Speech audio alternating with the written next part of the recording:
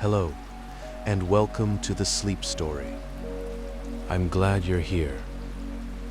Wherever this evening finds you, whatever the day has left behind, you've arrived somewhere quiet now, and that's all that matters. Tonight, I'd like to take you to a small guest house in western Norway. Tucked into the lower slope of a river valley where the summer sky never quite decides to go dark, it simply softens, holding a warm amber glow through the long midsummer night.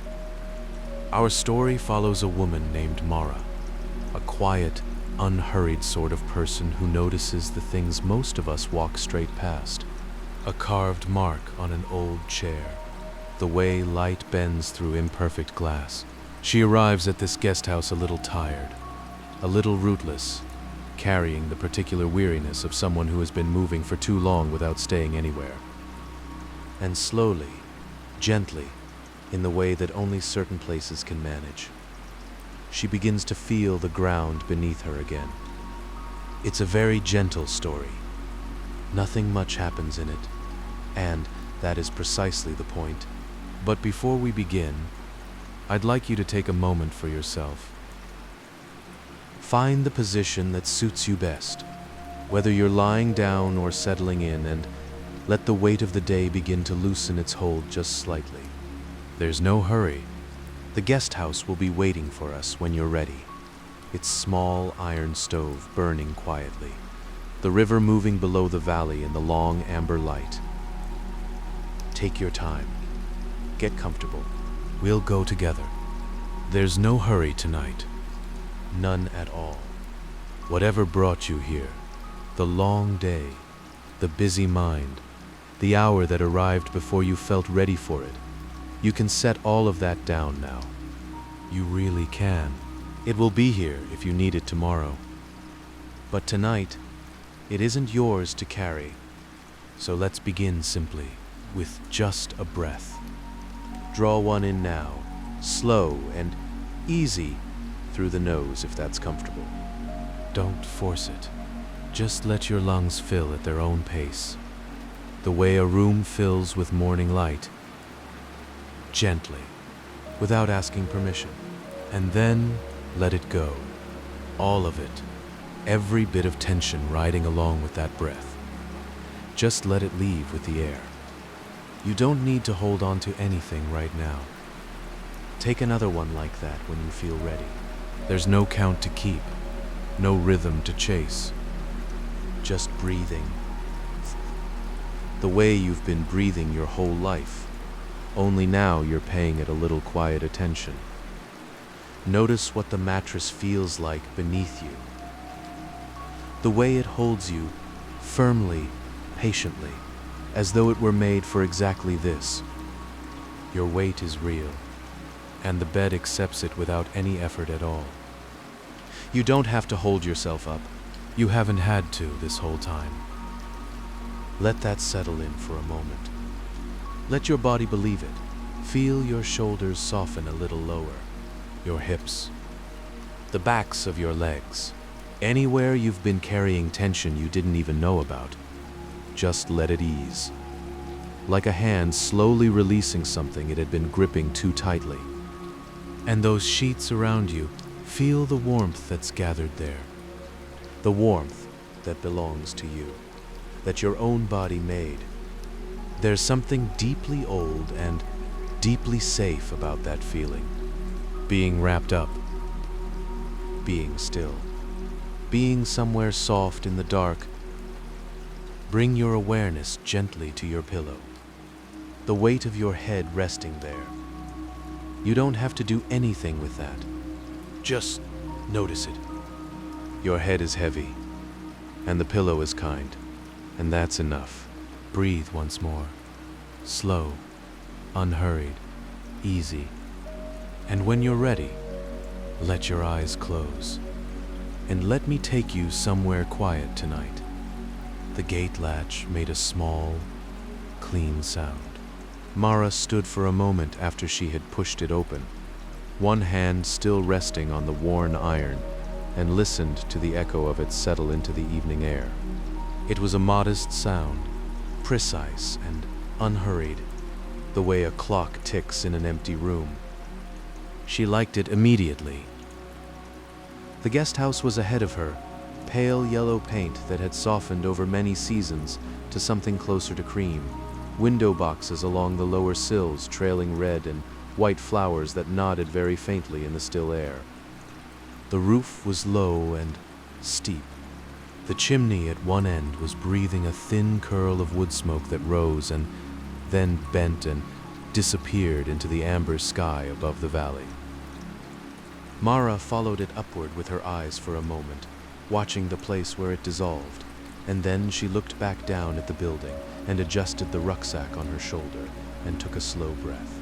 The air here was not like the air in Bergen, where she had begun 3 days ago. It was not like the air on the ferry, either, or in the town she had passed through that morning.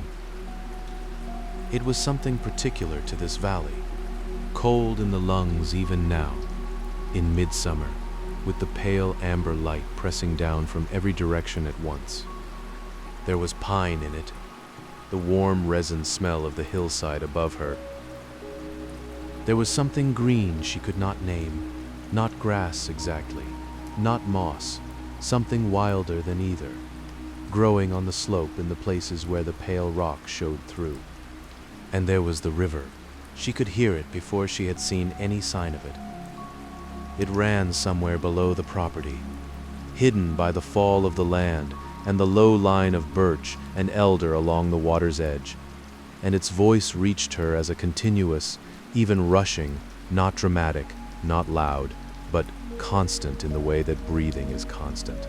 She had the sense that it had been making exactly this sound since before the guest house was built, and would go on making it long after, and that the guest house had simply been arranged around it the way a room is arranged around a fireplace. Everything here. The gate, the garden, the low yellow walls, faced toward the river or angled to receive its sound. She walked up the path. The old walking guide was still in her hand. She had been carrying it since she stepped off the bus that afternoon, having taken it out to check the address, and had simply not put it back. It was a small book, its coverboard gone soft at the corners, the spine cracked in several places, the pages inside swollen slightly with the moisture of years. She had bought it from a box outside a second-hand shop in Bergen for almost nothing, recognizing it as the kind of book that had once been used seriously by someone who had cared about this valley. The entry for Solheim was 14 lines long and had been annotated by that unknown hand in the margins, a penciled star beside the description of the evening bread, a question mark beside a sentence about the path above the second ridge. Mara had read the entry 3 times on the ferry. She had decided, reading it, that she would come. Now she was here, and the path to the front door was stone-flagged and slightly uneven underfoot, and the window boxes were close enough to touch as she passed, and the red flowers in them had a faint smell she only noticed for a second before the wood smoke came back and covered it. She knocked. She had not needed to. The door had opened before her hand was fully raised, and Sigrid was standing in the frame, a woman in her middle 60s with white hair gathered loosely at the back of her neck, and a plain dark apron over a gray jumper, her hands folded together in a way that suggested she had recently been doing something with them and had simply paused. She looked at Mara. She looked at the rucksack. She looked at the old guide in Mara's hand, and something at the corners of her mouth moved, not quite a smile, but close to one. The way light comes through a shutter before the shutter is open, she said, in English that was careful and unhurried and entirely without performance. "You found it." "I did," Mara said. Sigrid stepped back from the door to let her in. The common room was low-ceilinged and warm. Not warm in the way of a room where someone has just turned on the heat, but warm in the way of a room that has been warm for a very long time, where the warmth has settled into the wood itself, into the grain of the floor and the tongue and groove walls, into the fabric of the cushions and the old maps folded on the shelf. The iron stove in the far corner was burning, its small glass window showing orange, and the warmth from it reached Mara before she had fully entered the room, a gentle pressure, like a hand on the shoulder. She set her rucksack down by the door. The walls were pine, golden with age. The planks fitted so closely and for so long that they had become part of each other. Mara noticed the way the color deepened toward the corners, where the light did not reach, and lightened near the windows, where the amber evening pressed through the linen curtains and lay in long, soft rectangles on the floor. The ceiling beams were hung with dried herbs in small tied bundles. She could see the gray-green of dried stems, the curled remnants of leaves and flowers. The smell of them was faint and mineral and sweet at once. Something she thought might be angelica, something else she could not place, only register as belonging here, as part of what this room was. The table was long, 6 chairs at it, mismatched, each one from a different period of the guest house's life, a dark one with turned legs, a lighter one with a woven rush seat, one that had been painted at some point and had the paint mostly worn away except in the carved details along the back. Mara walked to it slowly. She ran her fingers along the edge of the near end as she passed, the way you test water temperature before committing. The pine was smooth with use. It had been wiped down so many thousands of times that there was almost no grain left on the surface, only the ghost of it, and the slight warmth of wood that has absorbed its share of years. There were rings on it, the circular marks left by cups and glasses and bowls set down over decades of ordinary evenings. Mara counted 6 she could see without moving her hand. They overlapped in some places, not quite concentric, the way ripples cross in still water after 2 stones have been dropped close together.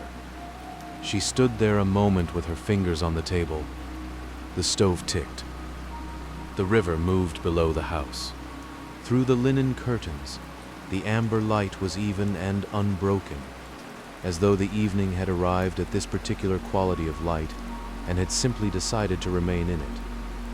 Sigrid came in from the kitchen with a tray, a small brown teapot, a cup without a saucer, a plate with 2 thick slices of bread, and a shallow dish of butter, and a small jar of something dark, a preserve, bilberry maybe, or crowberry, something from the hills. She set it at the near end of the long table, close to where Mara was standing, and placed the cup down with the same small precision she seemed to bring to everything. She did not say anything. She looked at Mara once, briefly, with an expression that had no requirement in it, no expectation of gratitude or conversation, no performance of hospitality. She was simply providing what was needed and would now return to whatever she had been doing. She went back to the kitchen. Mara poured the tea. She wrapped both hands around the cup and stood for a moment, feeling the warmth spread from her palms up through her wrists, and looked at the room around her. The map shelf, the stove, the herbs overhead, the long table with its rings and its quiet weight, the amber light on the floor. She thought, I have not been anywhere for more than 2 nights since April. She thought, this is where I am tonight. The tea was strong. When she tasted it, a proper mouthful, not a careful sip, there was something in it beside the black tea, something with a faint earthiness and warmth that she thought might be dried berries or bark. She could not name it. It tasted like the valley air, which was not a thing she could have explained, and did not try to. She took the bread. The butter had softened to the temperature of the room and spread easily, and when she pressed the slice with her fingers to break it, the inside was dense and dark and faintly sour in the good way of rye, and there was a seed in it. Caraway, she thought, or something like it that tasted of a whole season of North European summer compressed into one small thing. She ate slowly. She stood at the table and she ate slowly and drank her tea and listened to the river and the stove, and the herbs moved very faintly overhead in a draught she could not feel. She found the window seat by accident. She had been looking at the map shelf, running her eye along the folded edges of the walking maps stacked there. Some with hand-lettered labels in Norwegian she could only partly decipher. Some with printed covers so worn that the title had gone to a pale smudge, and when she turned away from the shelf, she saw the corner she had not registered when she came in. It was set into the wall at the far end of the room, behind the angle of the stove, low enough that you had to duck slightly to reach it, a deep sill, wide enough to sit in, padded with a long cushion that had once been some shade of blue-green and was now the color of a winter sea, faded and soft, worn in the middle where other people had sat before her. A small pillow was wedged at one end against the paneled wall. She carried her tea to it and settled in. The window looked directly down the valley. She had not understood, from the front of the guest house, how perfectly positioned it was. The valley floor fell away from here in a long, slow descent, the hillsides rising on either side, pine and birch on the lower slopes, giving way to open grass and pale rock higher up, and at the very end of the valley, where the walls opened out and the land met the water, the Aurland fort was visible. Just a glimmer, a long, thin brightness, like a blade of silver left lying in the grass. The amber light was doing something strange and beautiful to the opposite hillside. It moved, almost imperceptibly, not flashing, not changing quickly, but shifting by degrees, the way the minute hand of a clock moves. She watched a stretch of grass halfway up the slope across the valley change from gold to a deep green gold to gold again over the course of what felt like 5 minutes, though it might have been longer. The light came from low in the sky behind the ridge to her right, the sun that never set, and it turned everything it touched into something that felt like a painting of a real place rather than the real place itself. 2 birds moved above the valley floor, large ones, riding the air without effort, their wings held out and still turning in long, slow arcs that took them toward the fjord and then back again. She did not know what they were. She watched them until they were too small to follow, and then she looked at the hillside again. From here, the river sounded different.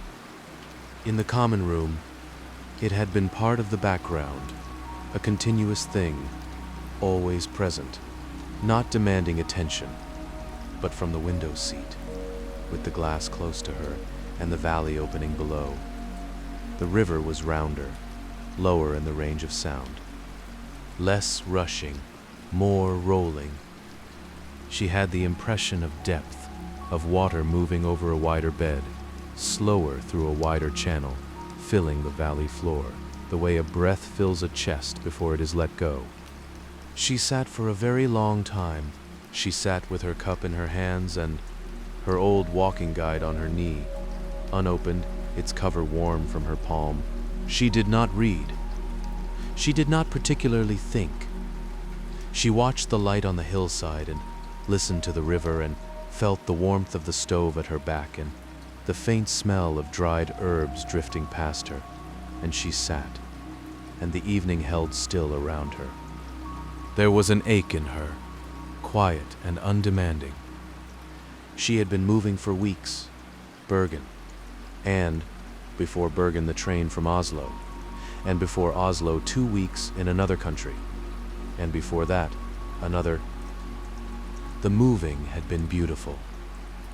She had wanted it, and it had given her what she wanted, the pleasure of the unfamiliar, the clean simplicity of having nothing to manage except the next day's walking and the contents of a rucksack. But somewhere in the last few days, on the ferry, perhaps, or on the bus that afternoon, watching the valley deepen as the road descended, some part of her had grown very quietly tired of having nowhere to be except the next place. She could not have named this if she had tried to. She did not try to. She only sat in the window and let the amber light come through the glass and rest on her. And the river moved below in its old continuous way, and after a while the ache was simply there and present and no longer felt like a problem. She heard the kitchen from across the room, not loudly.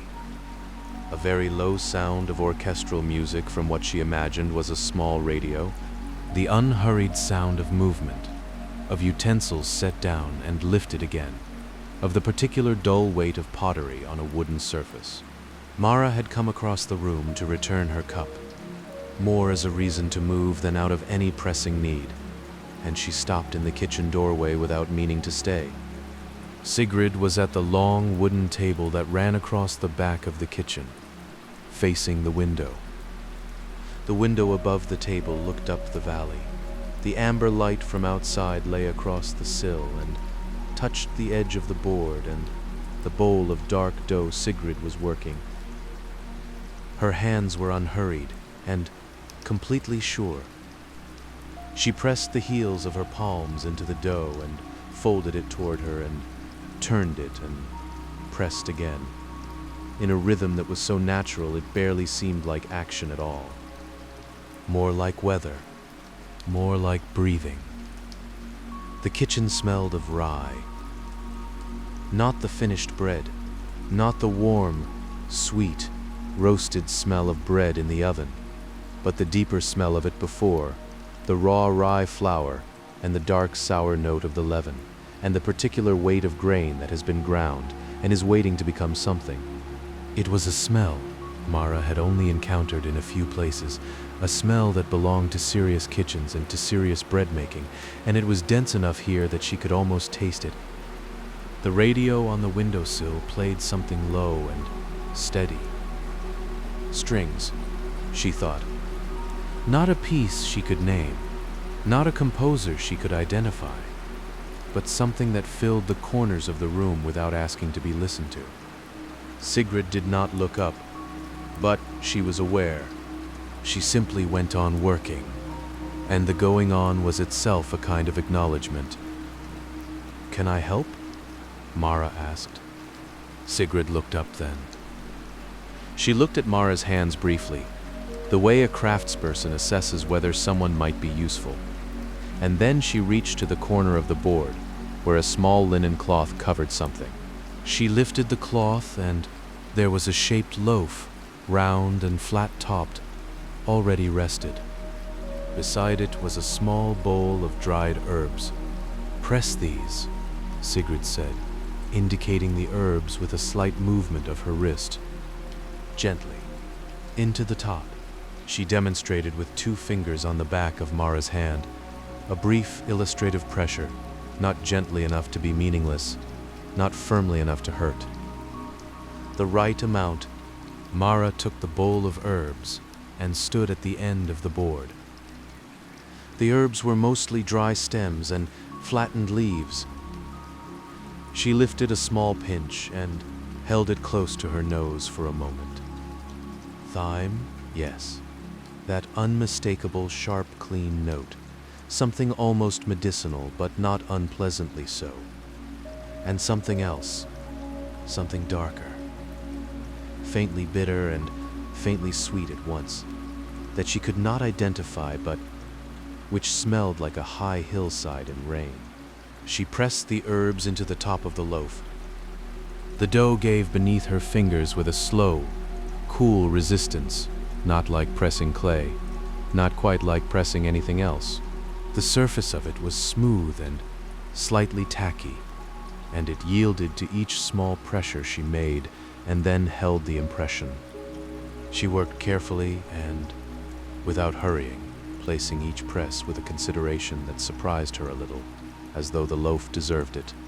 And perhaps it did. Sigrid said nothing. She had moved on to shaping the next loaf from her larger mound of dough, folding and tucking in the way that gives bread its even rise. And the 2 of them worked in silence on either side of the kitchen table for what felt like 10 minutes. Perhaps it was longer. The music played very low. The light through the kitchen window held its amber and did not move. Mara became aware, slowly and without drama, that she was warm in a way she had not been warm for several weeks. Not physically cold before. She had been comfortable on the ferry, comfortable in the rooms she had passed through.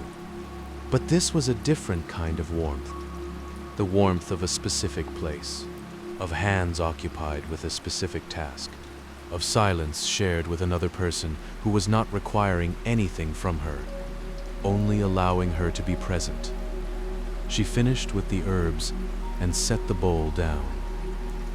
Sigrid glanced at the loaf and gave a small nod that contained all of what needed to be said. Before she went upstairs, she went to the river.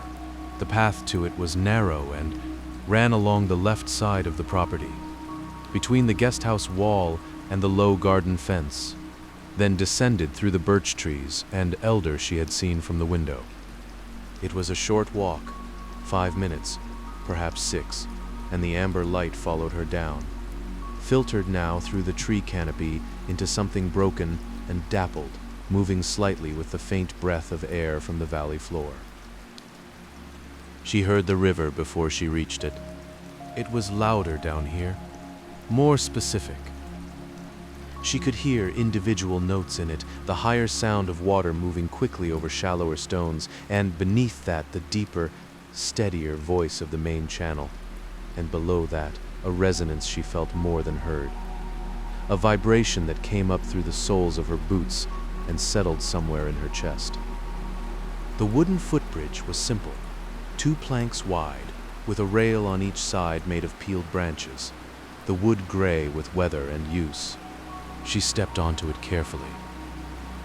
The planks were solid underfoot, not flexing, the whole structure anchored by something more substantial than it appeared.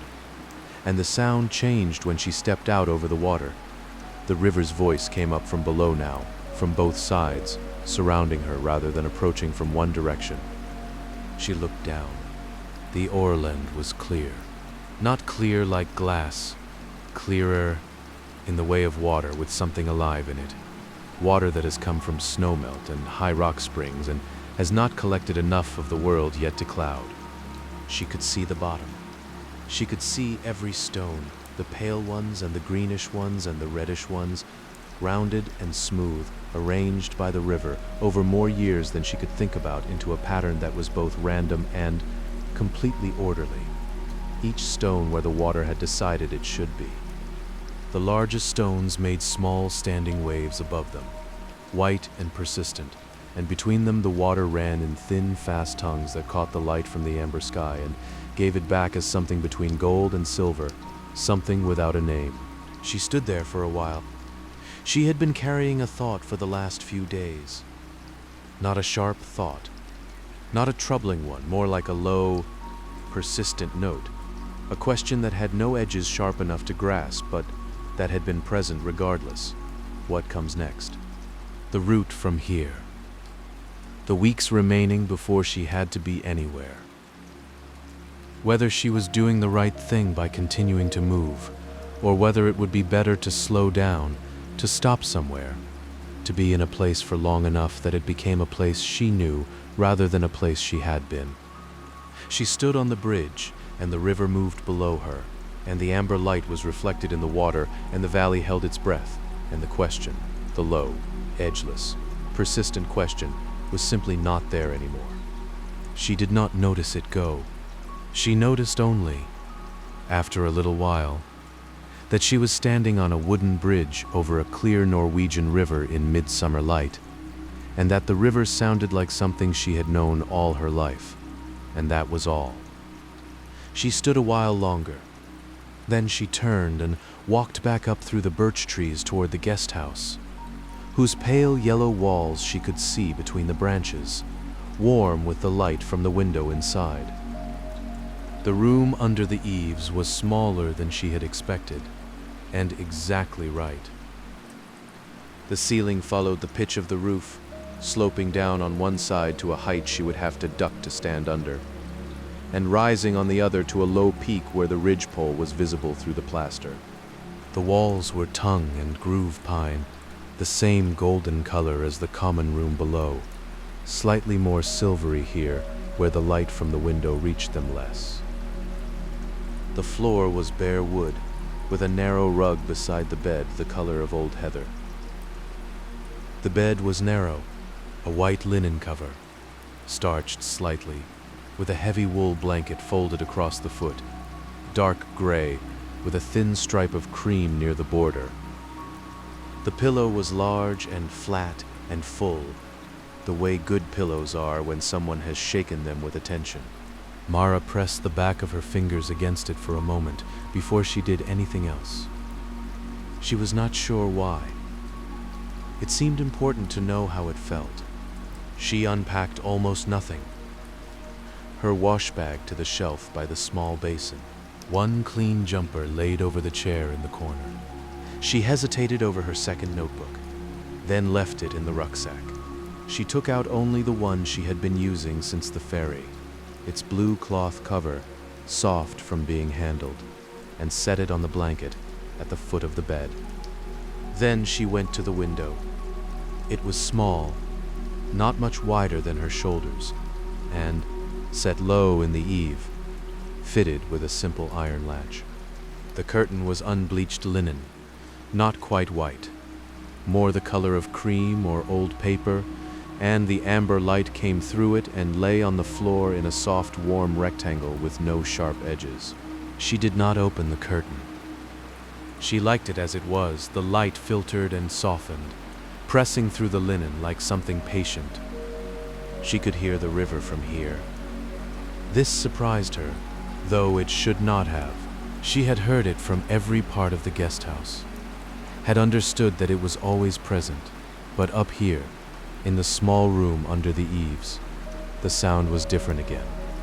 Clearer than in the common room, more intimate. The room was quieter in every other way. No stove, no footsteps from below, no distant movement in the kitchen, and so the river filled the space the other sounds had left. It was not loud. It was simply present. The way the room itself was present. The way the weight of the blanket was present. The way the amber light through the curtain was present. Everything here was simply what it was. She sat on the edge of the bed. The wood creaked once, and then was quiet. She untied her boots slowly, not from tiredness exactly. Her body was tired. Yes, the fine measured tiredness of a day of walking and arriving and being in a new place, but from a sense that the untying deserved to be done slowly, that the whole business of settling for the night deserved unhurried attention. She set the boots beside the chair, squarely, both together. She picked up her notebook. She opened it to the next clean page and held it in her lap and picked up the pen from the bedside shelf. The page was blank and bright in the amber light. She had intended to write since the window seat, since before that, since Bergen, probably, where something about the light on the water had made her want to put something down. She held the pen. She looked at the clean page. The river moved below. It moved over its pale stones in the old continuous way it had moved for 10,000 years, under the amber sky that was not quite sunset and not quite day, in the valley that held the sound of it the way a bowl holds water. Mara set the pen down. She did not decide to. It set itself down, the way things settle when the person holding them has simply let go. She lay back. The pillow received her. It smelled of lavender, a dry, clear lavender, not sharp or floral, but old, the way dried lavender in a linen drawer smells after a long winter, faintly sweet, faintly mineral.